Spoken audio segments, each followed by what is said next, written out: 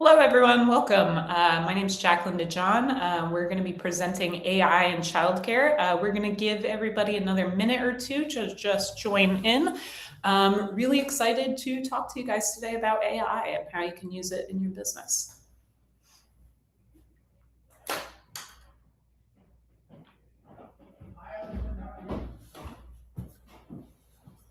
All right, we're 2:01. We're going to start rolling with it here. So welcome again, everyone, childcare directors, childcare staff, people interested in the industry. Really excited to talk to you about AI today and how you can leverage it in your business. So let's get right to it. Here's what we're going to cover today. We issued a survey to childcare directors and staff just like yourself across the nation to get a sense of what people are actually doing with AI, how they're thinking about it, how they're using it in their business, or what they might be worried about, why they aren't using it in their business. This will help you get a sense of what the landscape looks like right now and how you fit into it. Then we're going to get started with AI. We're going to show you some examples of how you can use ChatGPT and other large language models starting today for free, and how you can leverage that safely and securely. Then we're going to go over some best practices. If you start sampling ChatGPT or other AI programs, there are going to be some guardrails you basically want to keep in mind as you're operating these programs. They're going to keep your data safe. They're going to give you the best results possible for as little time invested as possible. And then finally, we're going to go over some purpose-built AI. So ChatGPTs and large language models, those are general solutions. They can work for any industry, any task just about, but purpose-built solutions really tackle the obstacles that you as a childcare director or staff member face in your daily operations. So it kind of cuts out a lot of time in between. So let's get into it. I'm going to preface this all with the notion that AI is not here to replace you as a childcare worker. AI is specifically meant to help you leverage your expertise better. What this means is it's not a tool that's going to care for the children. It is going to give you more time back to take care of children and grow your business and really help eliminate some operational inefficiencies and other work that is just not part of the fun. All right, so a little bit about me. My name is Jaclyn DeJohn. I joined Playground recently. I am a certified financial planner and data journalist. And my whole career is built around helping small businesses plan, streamline, and grow themselves, however that may be. I love technology, so really excited to talk to you about AI. And now for a little bit about you. I would love to get a sense of where everybody is at with AI for themselves. Are you just starting out? Have you never touched ChatGPT before? Are you an expert and want to see the survey results? Yeah, I'll give you guys a minute to answer. If you have your screen minimized, you might want to maximize it so you can give a response in the poll. We need some Jeopardy music going.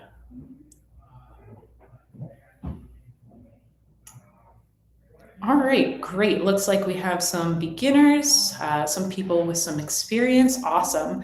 We're going to have great material here, no matter where you're at in your AI journey, but especially for the beginners and never used it.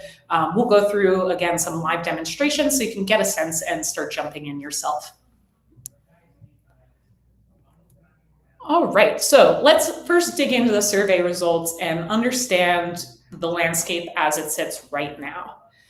So again, we polled childcare directors and staff across the country to get an idea of where they're at. So this is a good starting point. Who is using AI at home in their personal life and who is using it in their work in childcare? Now you'll see 61% of people who work in childcare have used it themselves versus 28% are using it for work purposes.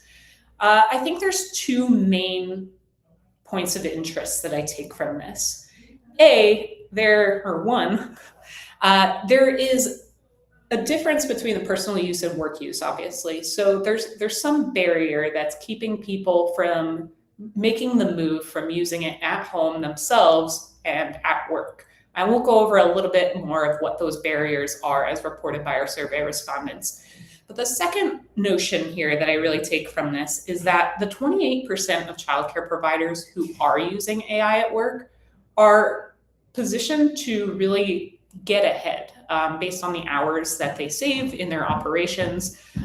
If you're leveraging this correctly and safely, it's really a good lever for your business growth. And we'll touch a little bit more on that as we go along here.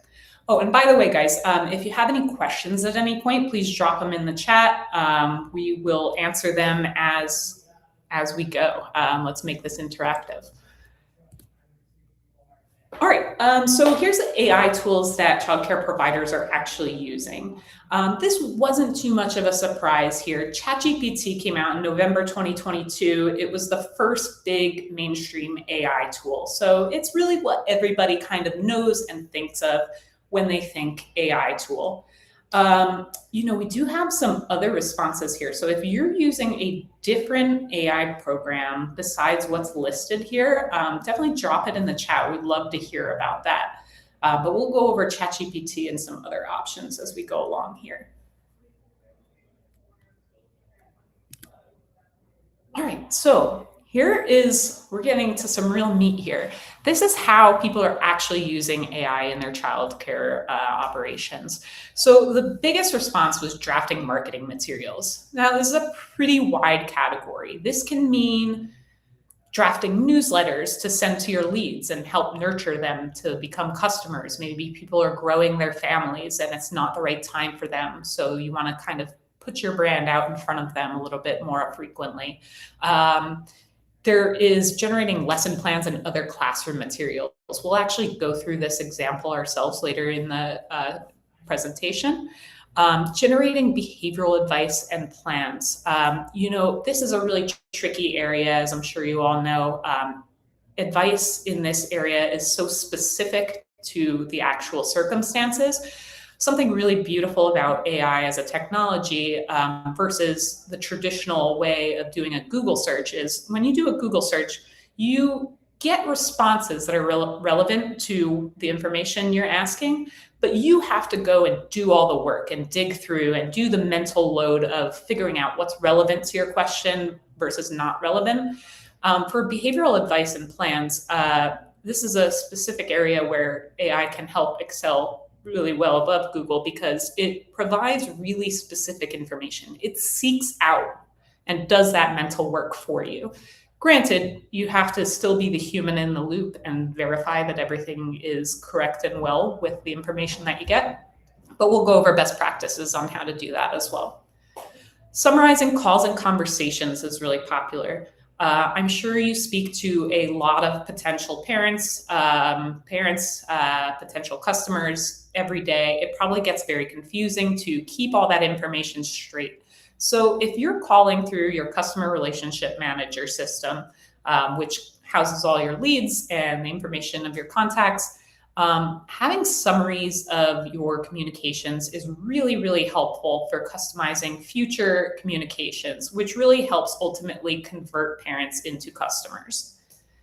Analyzing data and reporting is a big use case also for childcare providers. We'll go over a little bit more of how to do this securely, but a big takeaway here should be that you can actually upload your own data, your own forms, your own information to AI. I'm putting a big asterisk on that statement. And then you can have AI query the information that you give it in formal reports or just little questions that you have of it. And there's actually a lot of use cases that this applies to that we'll go over. A little bit different than summarizing calls is answering phone calls and inquiries. You're only available so many hours of the day, and a lot of your time is going to the actual care and to your business. Answering phone calls to kind of have a lot of questions, parents who have questions. Answering phone calls is one way that you can help capture the people who are interested in your business when you otherwise might not be around to answer the phone. We'll go over some examples of this where AI answering phone calls actually captures all the information for you, puts it into your CRM, and actually can schedule tours for you, answer questions, eliminating a lot of different elements of work in getting new customers. Recruiting, 17% of childcare providers are using AI for recruiting purposes. This might look like drafting job descriptions or comparing local costs of wages to stay competitive. I think we all are kind of familiar with how competitive the job market is for childcare, and ratio requirements, of course, making that a little extra difficult sometimes. So recruiting is a big area where AI can help. Meal plans. There's a lot of thought that goes into meals, and especially when you have medical restrictions or dietary restrictions, or just an assortment of ingredients available that you're trying to make something on theme for. Feeding ingredients and restrictions to AI is a great way to figure out what your meal plan is for the week and share that with your staff and families. And then we do have other use cases which aren't specified, but I think this is a good point to bring up because AI is so versatile that you may find very unique use cases that you can apply it to. A good example that I just use in my day-to-day work is sometimes I take a screenshot and ask AI to write this information out for me in a different format or otherwise reformat something. It's really good at just like mundane tasks where there are guardrails, and you can really ultimately get very creative. So whatever your pain points are in your operations, there's probably a way that you can leverage AI to streamline it. That's the name of the game here. All right. Now, here's what might be stopping people from using AI or otherwise worrying them from expanding a little further into it. Naturally, security and privacy is right at the top of the list. This is a big deal, especially working with children and sensitive data. You don't want to go ahead and just upload personally identifying information to just anywhere on the internet, right? So this is a big risk. A lot of people don't know where the line is, or how to handle sensitive data or what the risk involved is. So we'll go over a little bit more of that in our best practices section as well. Risk of wrong information is definitely a big issue also across industries, not just childcare. In the AI space, wrong information generated is referred to as a hallucination.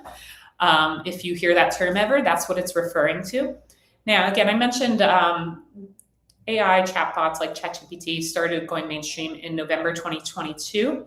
If you are one of the advanced people who has been using AI for that long, you have seen the rate of change in hallucination outputs.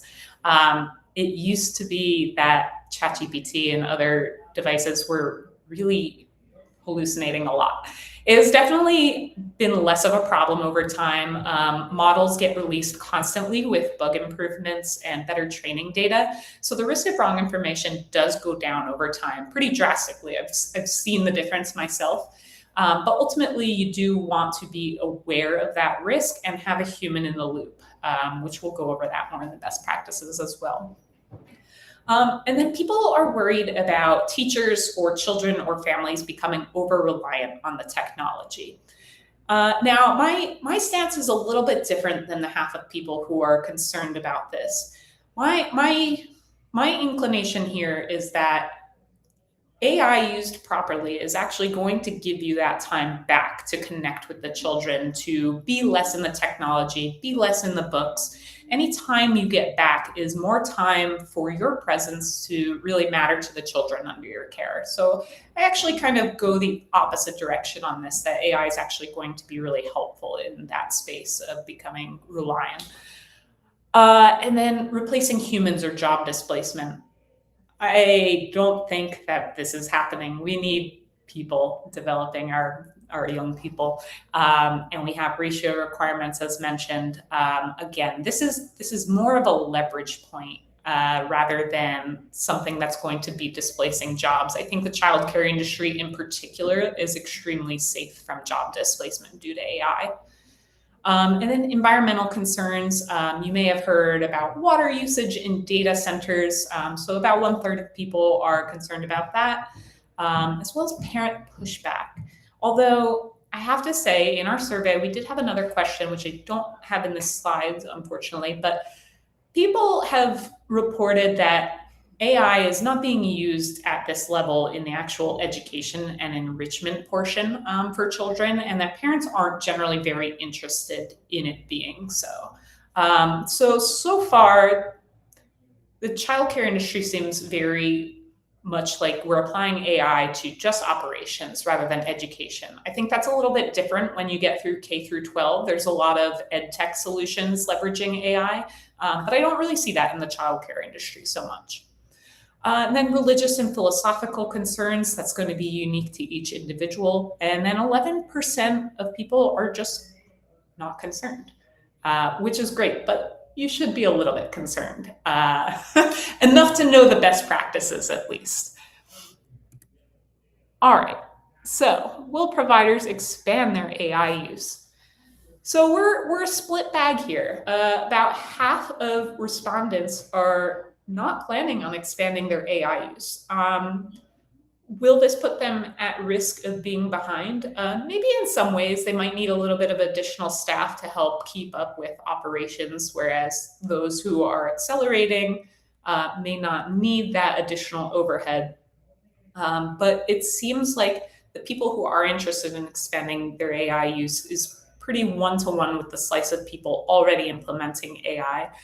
So that leaves room for divergence for the people adopting AI to really kind of be operating on a different level than those who aren't using it. All right, any questions before I show a little bit of a ChatGPT demonstration and just how easy it is to get started?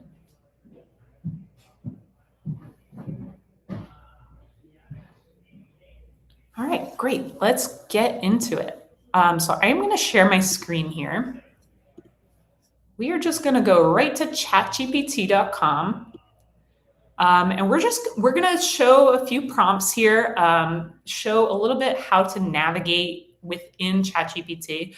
So when you go to chatgpt.com, I'm logged into my account right now, but you can actually start using this interface without being logged in at all.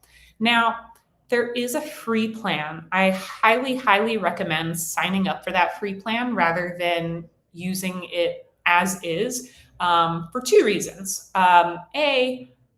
One, data and privacy. The better plan you have, the more data and privacy guardrails you're going to have up. If you're just using ChatGPT without an account, there's not really a lot of guardrails protecting any information that you put in there.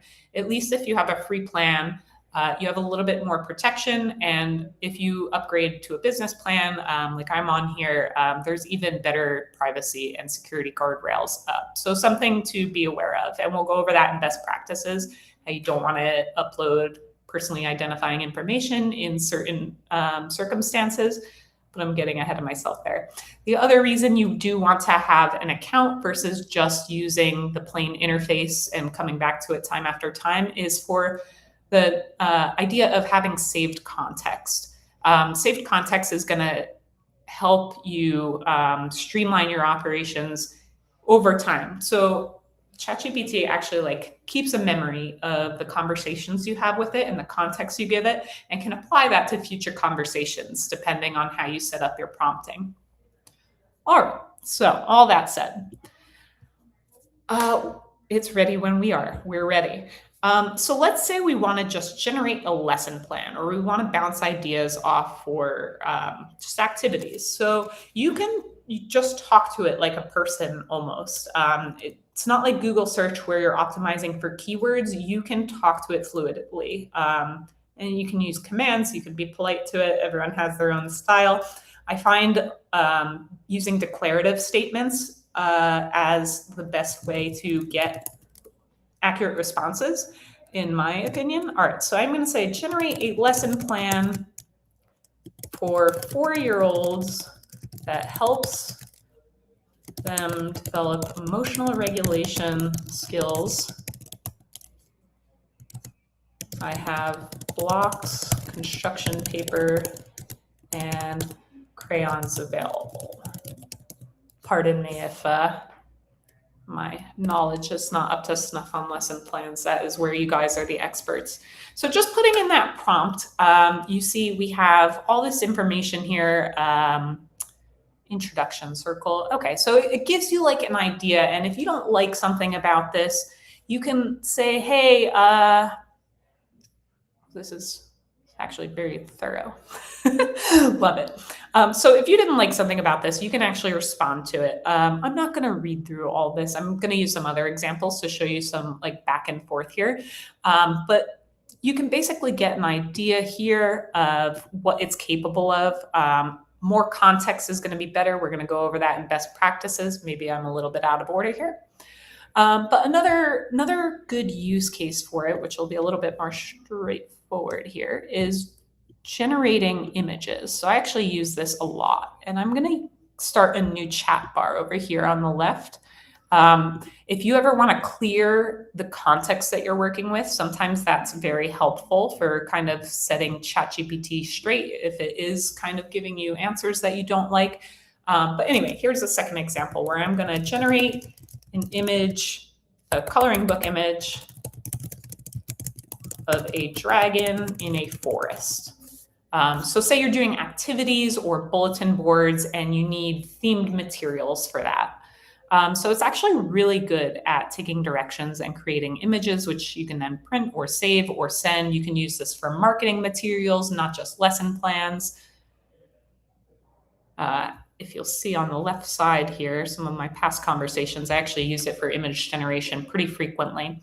For those that are in more of the intermediate and advanced segment from our poll earlier, you might know very well that trying out different large language models gives you an opportunity to find what they're most specialized in. And that might change over time. But for your different use cases, it might be worth testing out different products. ChatGPT, Gemini, Claude, Grok are all examples. Okay, I should have put for a 4-year-old in here. So that's actually a great example. This is probably a little bit too advanced. So this is a great example of providing more context.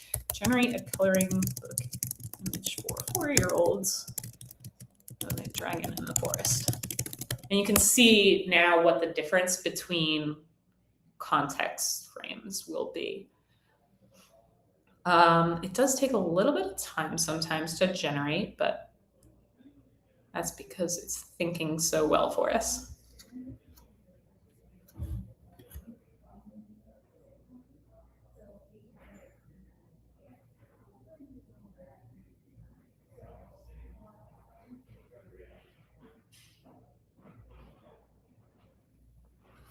And while we're waiting for that, I'll go over some of the stuff on the left here. It might feel a little bit busy. All right, here's our image.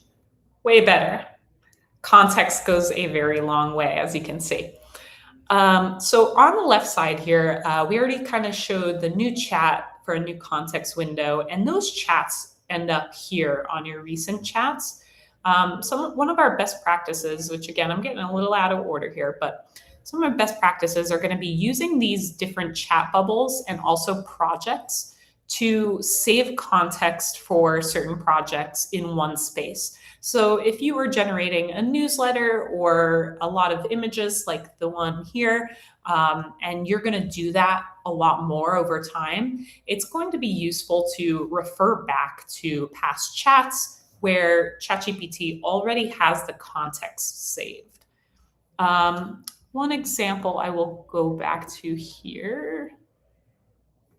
Yeah, so I was creating some images before. Here's a good example of how you can use it as well. So I mentioned before that you can upload information such as images or forms, which you can then use as a reference point or to query. You will need to have an account for that. I believe a paid account actually you need for that. But here's a good example if you do decide to pay for an account, what you can do. So I uploaded some image samples here on the top right. And then I asked it to generate an image in that style. So you can keep marketing materials on brand for you if you have materials already ready. And then I kind of gave it feedback. I was like, this is too busy. It's too much. It's not getting across the point I want. So I said, hey, get rid of this part and make it more up to date. And it did that. And I still had to kind of be like, hey, all right, still too much. And voila, it does take feedback really well. So this is a really good example of the back and forth. And then I spazzed out here at the bottom. All right. So that is just a little bit of a crash course of just using ChatGPT. Again, the point here is you can just get started today. You don't have to pay for anything. You should make an account at the very least. But you can start sampling whether this is going to be useful to you or how it can be useful to you and what skills it's better at or worse at, and the like. All right, so we'll have more examples coming up as well. Thank you. All right, we are back to the beginning. Thank you. Hang tight. Okay, so those best practices I mentioned. So I already touched on these a little bit, but these best practices are really going to be your guardrails for making sure you're using AI programs safely. So this is a great part to make sure you kind of get the basics down. So definitely ask any questions if some of this doesn't make sense. But providing lots of context is going to be very important, as we saw. The more information you give it, the better.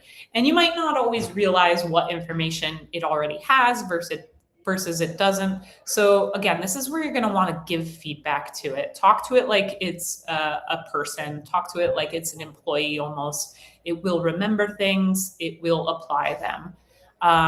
Projects and saved chats are a great way to leverage this feature. And in the same sense, so creating a brand guide is a really good best practice, especially if you're going to apply AI use across your team where multiple people might be using ChatGPT or a purpose-built AI tool.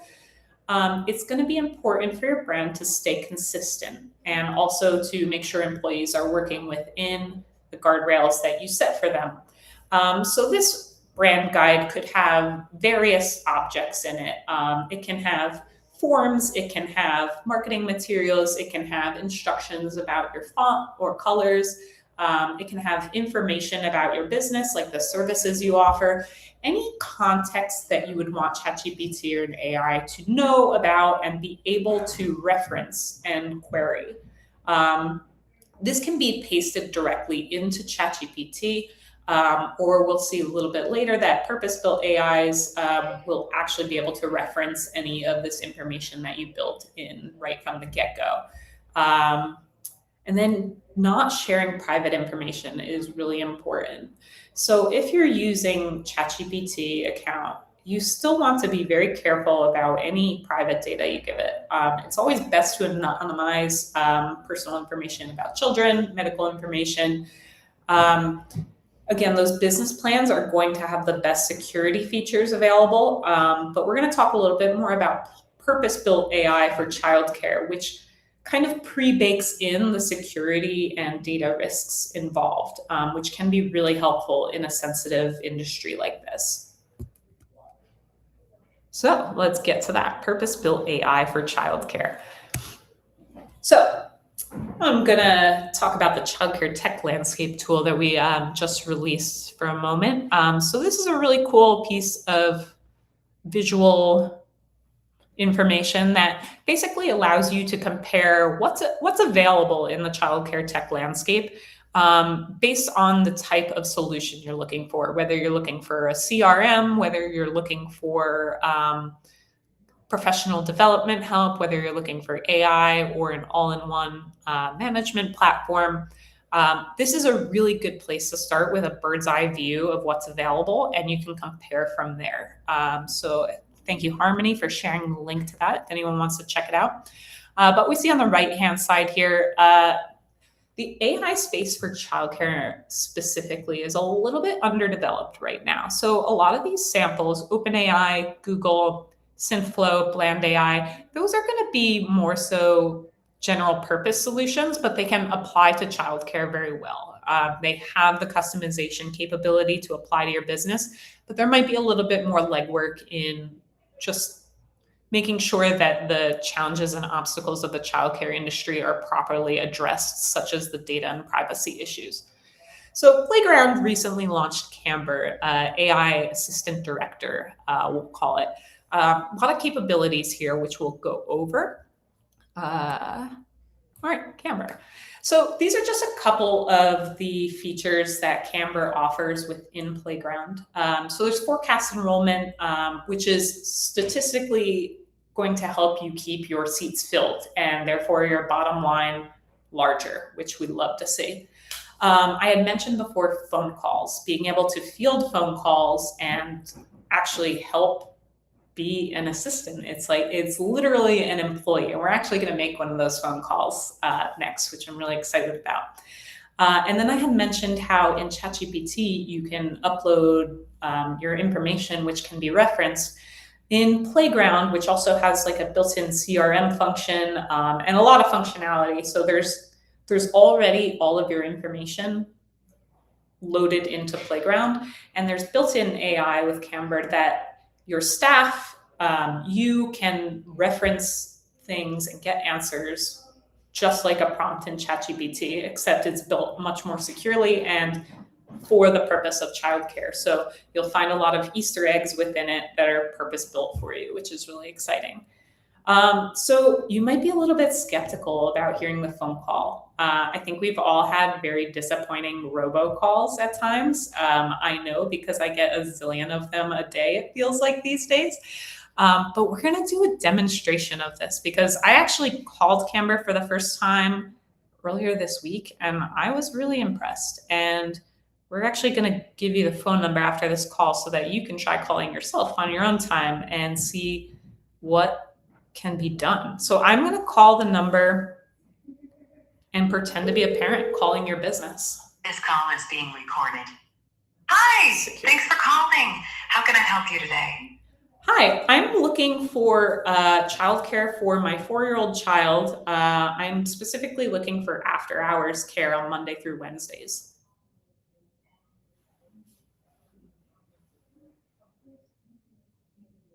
Okay, so for a 4-year-old, we have a pre-K program. We're open Monday through Friday from 6:30 in the morning until 7 in the evening. So we do offer care during those hours. Are you calling about care for your little one now or in the future? Ideally, I'd like to start in 4 weeks. Okay, so you're looking to start in about 4 weeks. Got it. First, what's your first name? My name is Jaclyn.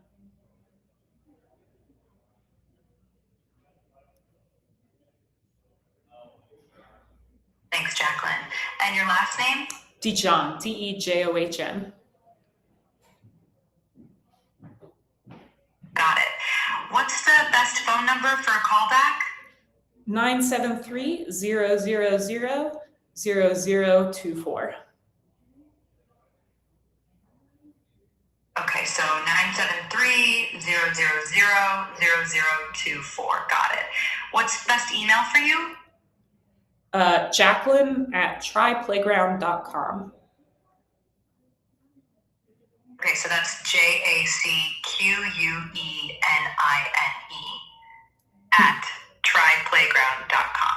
Did I get that right? No, it's Jaclyn@tryplayground.com.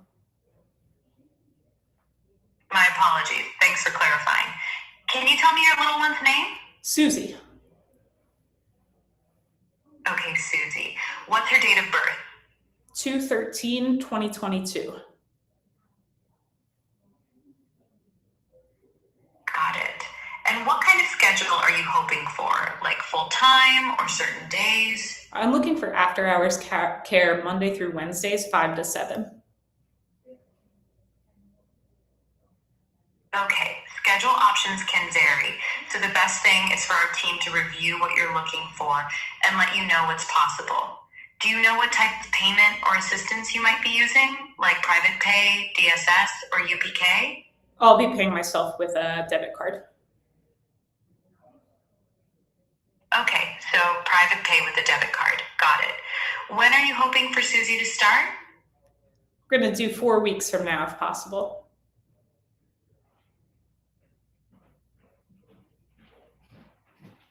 so about 4 weeks from now. When's usually a good time for our enrollment team to give you a call back? Between 8 and 9 on weekdays.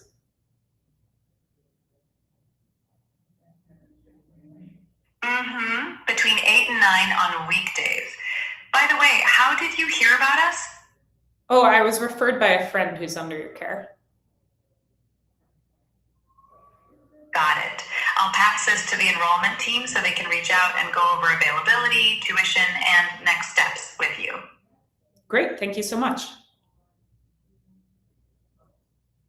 You're very welcome. Have a wonderful day. You too, thanks.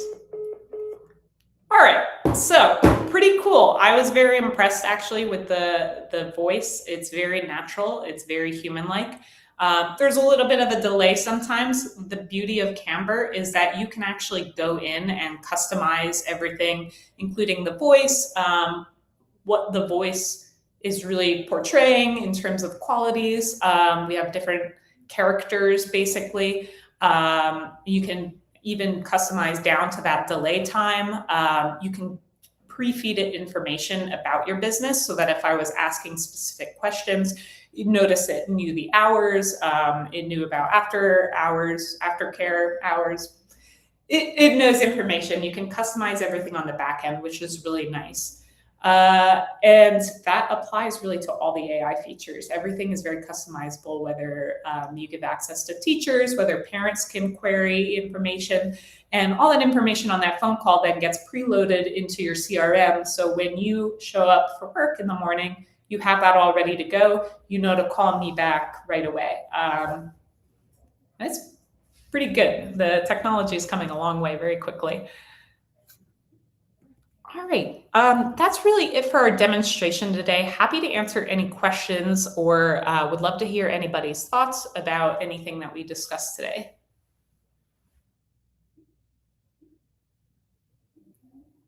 All right. Again, my email is down here at the bottom. If anyone decides they have questions down the line, I'm happy to talk about this stuff at any time. Feel free to scan the QR code here or book a demo through the button below. And thank you so much for joining us. We'll be putting on more webinars in the future, so look out for more great stuff.